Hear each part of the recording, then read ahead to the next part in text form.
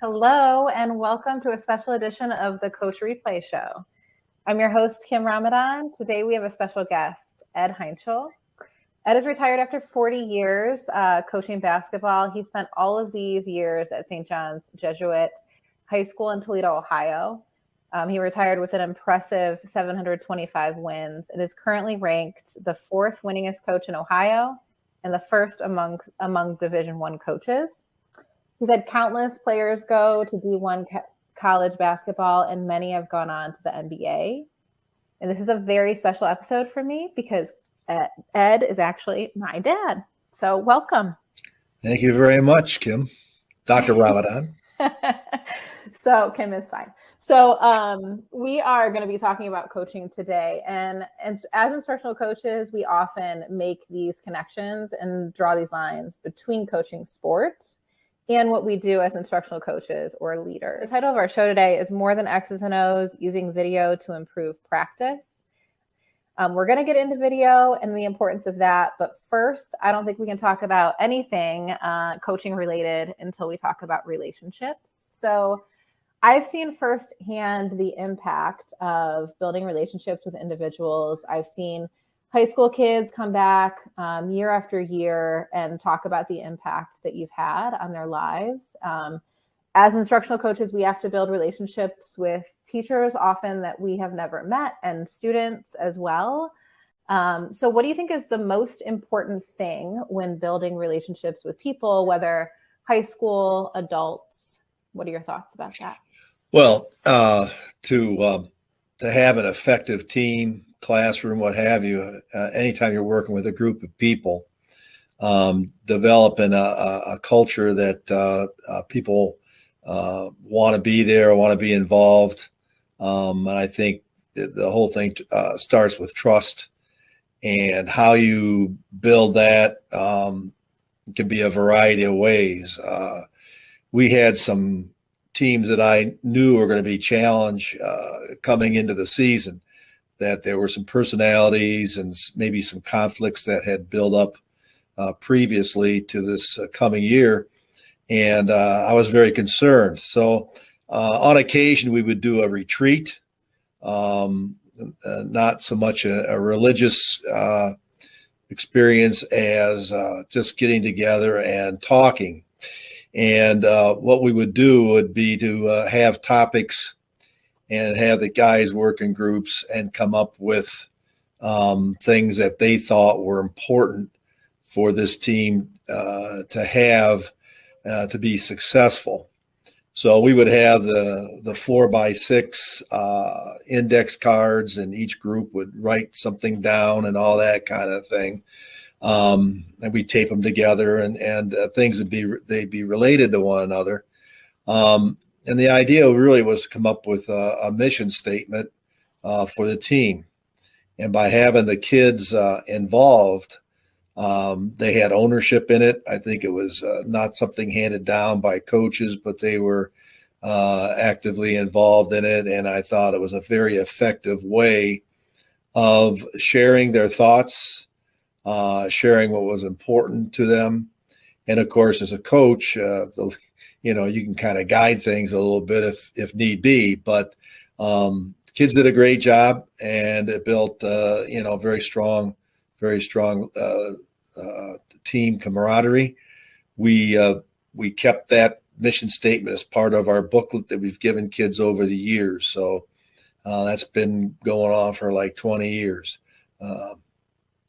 But trust is the key. I mean, kids have got to know that you care, that you're on their side. And some of them come from backgrounds that they haven't had trust, or they've been shown a lack of trust by people in their dealings with them. So that's really important. Yeah, and I think there are a lot of connections too with adults, with teachers. Cory and I talk a lot about developing roles and responsibilities for the coach, and there's some clarity around what the expectations are for the coach and for the teacher, but also developing shared goals, and working off of what the teacher really, really wants to work on, which is kind of developing that and listening more than talking. And I've said this many times to Cory, but when I was a coach in the beginning of my career, I was not the best listener. I just kind of thought that my job was to deliver information, and I didn't always have this back and forth conversation. And I've shifted and changed in learning more about what coaching is and building relationships and listening to people, and developing that trust. And sometimes we also walk into situations where we're coaching someone who has had a coach prior who they haven't trusted. So kind of that same situation, then we got to rebuild everything all over again. So there's definitely some connections there with high school kids, but also with adults. No question. I was athletic director for 25 years. So I was dealing with coaches, 40, 50 coaches a year. And that's definitely the case. It's very similar. They're people and little people, big people, little problems, big problems. But, and I think, when I played back, and it was, we had chalkboards and stuff, but it's a little different from what you have today. But it was a very tyrannical setup. I mean, the coach told you what to do, and you did it. You didn't literally salute, but basically you did. That's not the case anymore at all. Today, it's much more explaining why, explaining how this is important, and all that kind of thing. And I really view, I think, probably about the last 2/3 of my coaching, it was as much inspiring people, inspire kids, and I had the same approach in the classroom. To teach is to coach is to teach. And you're trying to inspire people to excel, to go beyond what they think they can do. And that's the ultimate as a teacher and a coach. And it's exciting. It's a challenge. And, sometimes you win, sometimes you lose. Yep. And, this is a great visual. Was it 700 wins? I think that's what this was. That could be it. Yeah. Houston's there front and center, and he was there. So I'm sure that's what it was. So, yeah. Yeah. And I think just, that speaks to the relationships that you kind of build when you're part of that celebration, and the guys and even the student section, I think, got involved in that game. As you can see here, they're dressed up like you, but yeah, I think having those back and forth conversations and motivating and inspiring, and especially right now, teaching is really, really difficult. And so there are challenges that no one has faced before. And so every day, you really are trying to motivate and challenge, and coaching looks a lot different these past couple years than it has previous. But it does resonate with me as a coach to say, like, you're there to inspire, you're there to motivate, and really make that person the best version of themselves. And maybe they didn't even realize they can do things. Yeah, no question. And you have I always talk about the four categories here. You've got people who are low maintenance with low return. And, they're just, they don't really care. Those are the guys and gals that, just kind of go through the motions of school. And you have it in sports as well. And you have low maintenance and high return. Those are the easy ones, right? You don't have to do much. They're kind of wound up. I taught honors English 2 different years, once to sophomores and one to junior. Those guys are low maintenance, high return. They, you just wind them up and they go. You're kind of there to monitor things, give them assignments and so forth, but they're fired up. And then you get the high maintenance, high return, and those are guys that gals that you're just saying, okay, well, it's a lot of work, but we get a lot out of it. So, we're going to bear with it. We're going to fight through it and all that kind of thing. And then you have the high maintenance, low return. And that's the toughest one, in the classroom, because you're there. I mean, you got to find a way to get the most you can out of them. In the sports, you just keep them on the team. They're just not part of it. But obviously, you don't have that luxury in the classroom. You gotta figure out a way. And sometimes you win those, and sometimes you don't. Yeah, and I think as a teacher, as we're supporting teachers, oftentimes it's the, that last category that we're really trying to help teachers. How do you build a relationship? Right. How do you get kids to be motivated? What are their likes? Have you talked to them? What? I think if you have like some kind of a mission statement that you work out, with the kids, get the kids involved in it. What do you want this classroom to look like? And you get them to give you input, like respect and care about others and all that kind of thing. You can go back to that for a kid who might not be performing that well academically and just say, hey, you are doing really well with our mission statement in these areas. And it can be a boost to the kid because, nothing breeds success like success, but you have to have something to kickstart it with. Mm-hmm. Yep. So I think one of the things that we talk about as an instructional coach are coaching moves, the things that we do to kind of coach teachers in the classroom. And so an example of that might be, I'm a coach and a teacher is teaching, and I go over and I kind of whisper something to them to say, think about this, or did you notice this, or you might say it this way.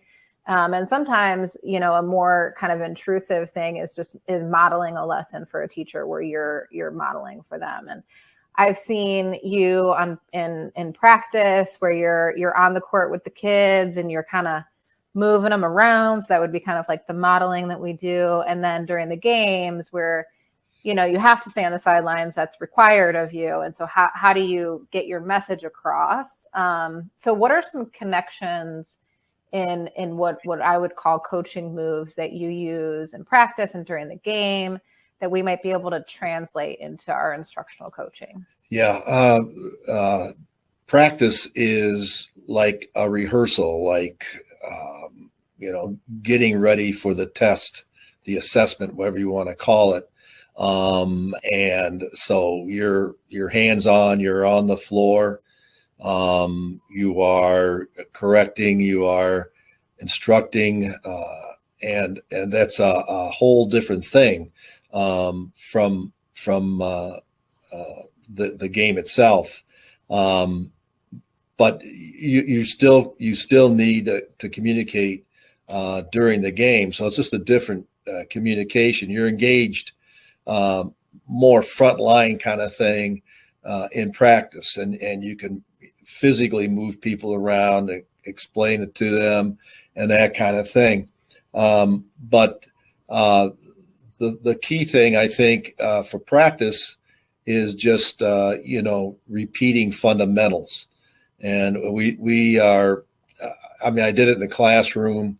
I taught a lot of grammar. I know kids didn't like it, but we slugged our way through it, try to make it fun and, light at times and all that kind of thing. And the same way with the coaching, it's fundamental so that in the heat of battle, what you do is second nature. You don't have to think about it. You just react because you've been conditioned for it.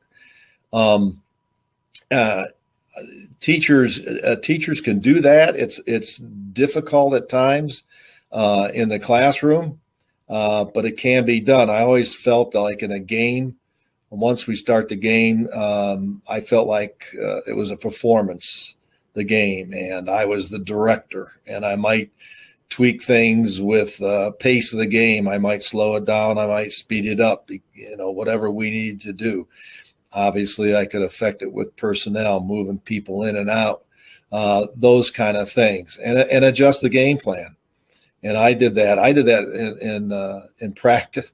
In practice, sometimes I would spend a lot of time planning a practice, and I'd get done with this thing, and it was a thing of beauty, right? We're gonna do some individual stuff. We're gonna do some team stuff. We're gonna do half court. We're gonna go up and down. It was a good blend. And then we get on the court and the thing just fell apart. Mm-hmm. Well, you adapt the plan, you have to change it up. And I think, there's nothing wrong with bailing out if it's not working. I did it in the classroom as well. I thought this is going to be a good thing, and it fell flat. The kids weren't engaged in it, and so you just make an adjustment. Yeah, and I see that. So the connection that I see too with instructional coaching is that practice time might be when you're in planning, when you're one-on-one without the kids. And as a coach, I sometimes am able to plan with teachers, without kids. And that might be about the lesson. So your plan for practice, like you said, which also could fall apart. But it could also be, a lot of especially beginning teachers, my student teachers that I'm working with need help with routines and procedures, transitions. Those things are hard, especially with younger kids. And how do you get kids to go from, their desk to line up at the door is actually a really difficult thing, because there are a lot of moving parts and a lot of students. And so we would even sometimes practice those things without kids, So I'm a student, I'm going to sit in the desk, and we would practice. And then, so, okay, here I am, but I have all these materials. What do I do with them? Just throw them on the floor? Okay, I'm going to throw them on the floor. So that way the teacher has a chance to really walk through those moves before students are present, because then all games are off. If you're not ready, if you're not fundamentally ready for when kids are there, they're going to have a different plan, and they're just going to go for that other plan. Yeah. I totally agree with that. I think you need to, you need to practice every possible scenario, and then adjust accordingly. And it's not easy. And I think that's something I think you can get better with experience if you're tuned in, because you do, the kids find creative ways to make you adjust things, and that's okay, but you do have to be ready for that. Yeah. And I think having the plan, having the fundamentals is important, and then once you get into the game, then you just have to be ready to be on your feet. And it's hard, especially for our beginning teachers, because they're just thinking about the content and getting the content out. Once you know the content better, you can be ready. If somebody throws you a curveball, then you can adjust and kind of on the fly be able to do that. As a coach, especially with my beginning teachers, my job was to support when they were in that moment of teaching that lesson for the first time, and somebody throws them something. And then I'm like, okay, well, what do you think about this? And I might just kind of speak up or support that teacher alongside of that teacher, so that they kind of had something in their arsenal for when that happens again. Yeah, I think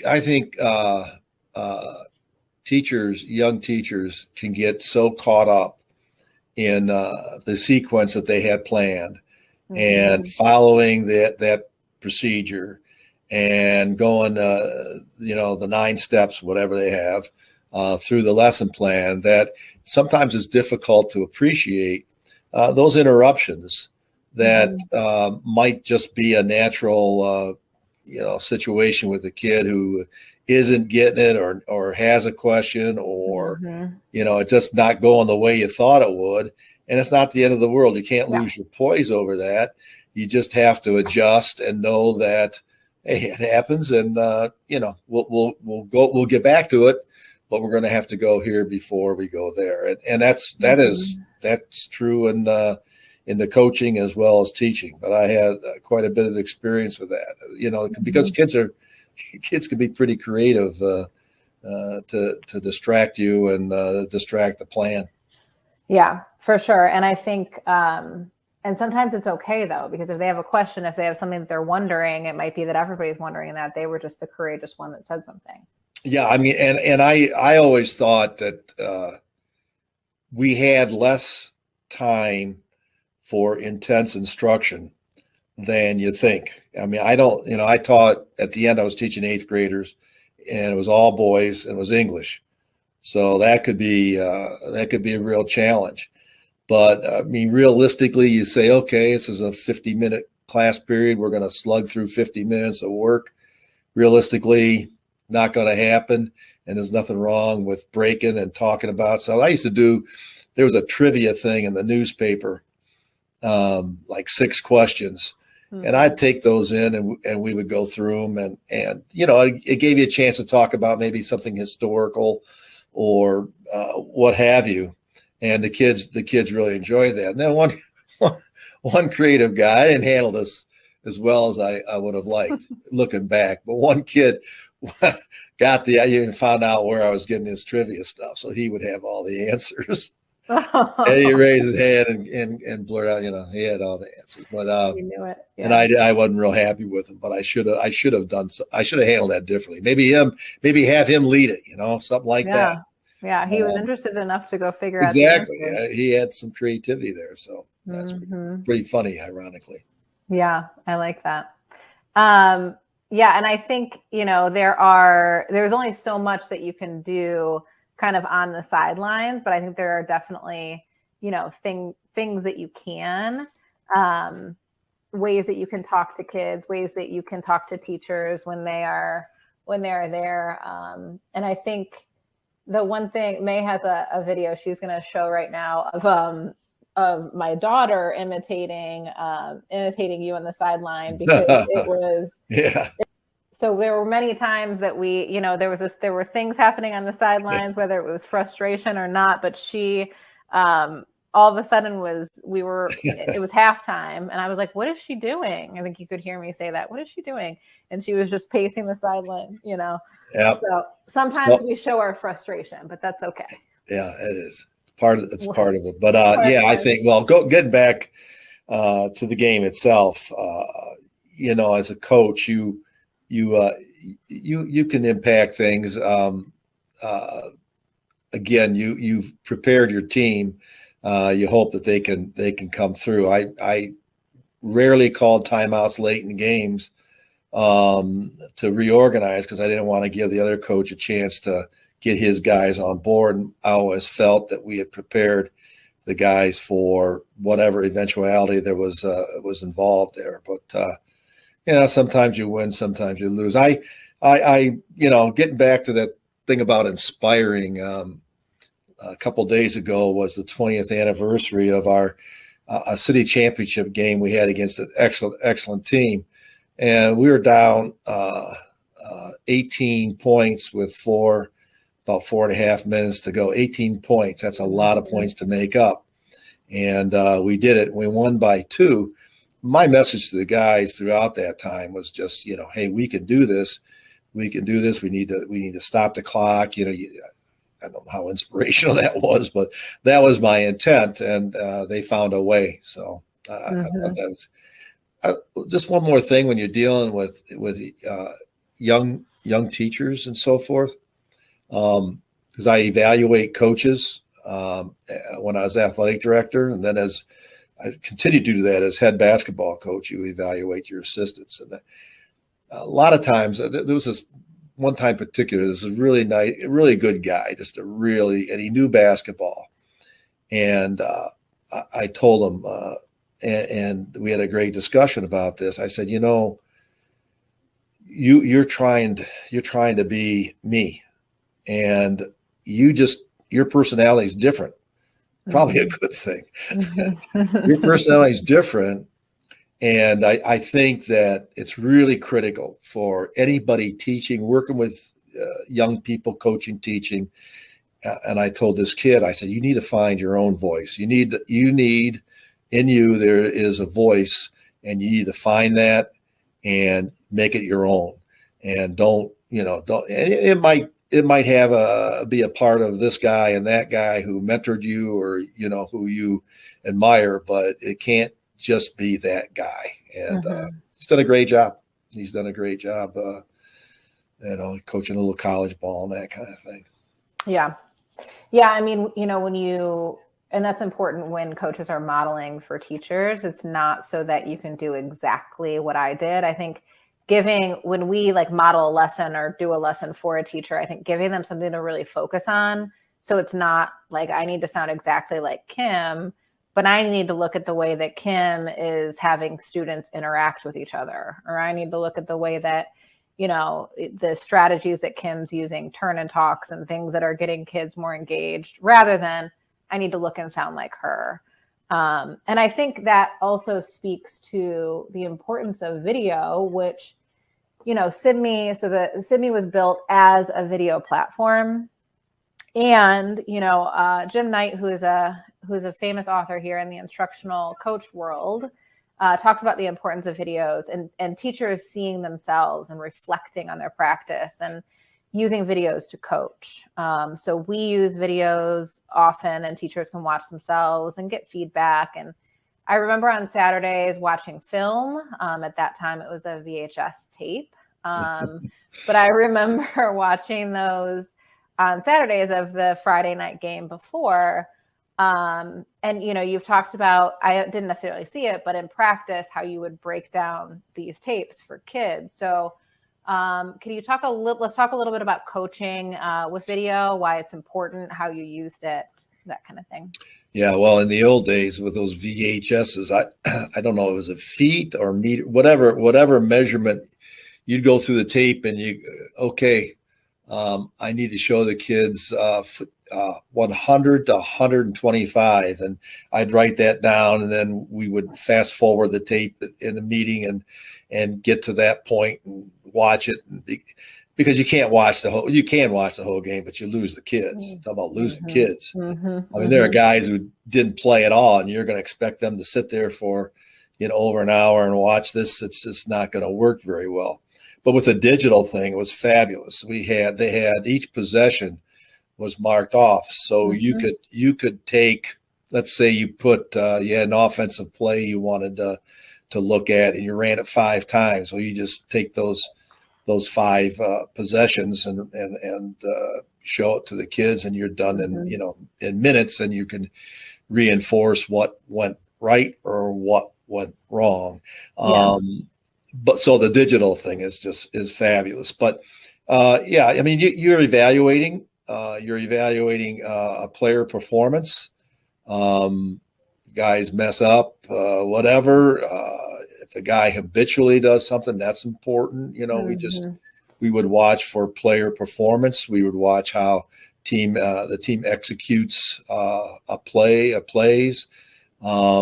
If a team went from man to man to zone, then we would take the zone possessions and watch those. Again, just teaching as we go, and this is what should happen. This guy didn't get here, he needed to be here, and that kind of thing. There's a classic example of it, and unfortunately, your viewers are not going to be familiar with Jay Giles and his song "Must Have Got Lost," but it was a song about a guy who lost his girlfriend because he got lost and stopped doing the right things to keep his girlfriend.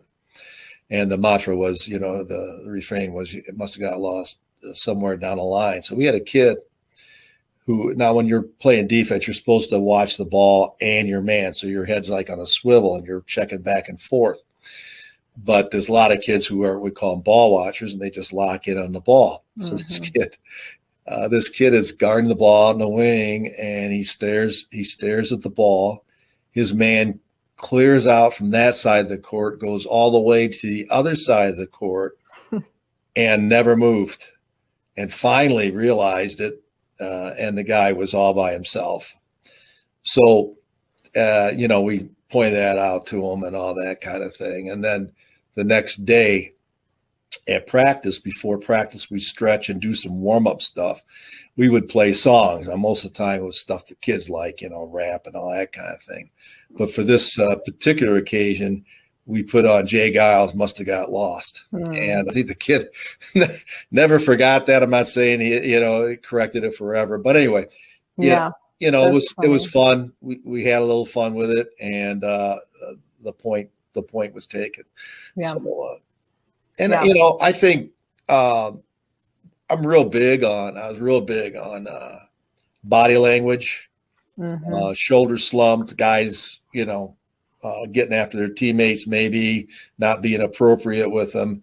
And, you can look at that on tape and say, this is not us. This is not part of our mission statement. We care about each other, and we need to correct it. The biggest thing is there's no hiding. And if you have a guy, a person who's in denial, "Coach, I didn't do that."